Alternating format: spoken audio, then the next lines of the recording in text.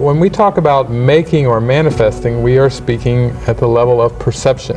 That is where a lot of error comes in when people will say things like, I created this illusion, I created this cancer, I created these circumstances in my life, and so forth. And shame on me. And shame on me. And basically, it's using that word create, it's using that power that comes from the power to create, when actually all perceptions are projections of the ego. And so we could say that all things that seem to occur in the world and all of the world in history are projections and are manifestations. But that's of the ego. It's of the ego. Yeah. You know, people say, the world is so vast. I mean, we're looking at, galaxies and solar systems and black holes, oceans and mountains and so forth. It's like if God didn't create that, then exactly where did it come from? And I say, well, it's just a testimony to how powerful the mind is. That to believe in the impossible, to believe in separation, which is what the ego is, that's really where the so-called Big Bang seemed to occur, was to try to believe in the impossible or to give power to something that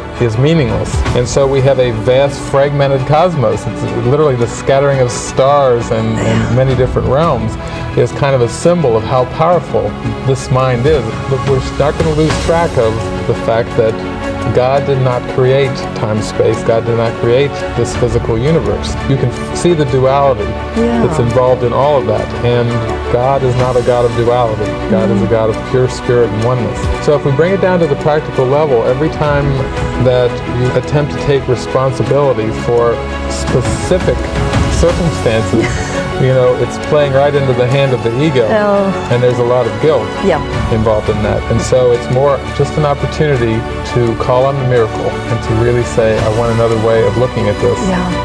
Don't have to analyze it. Don't have to look back into the past and judge it and figure it out from a linear perspective. Surrender perspective. Because it doesn't exist. Because it doesn't exist.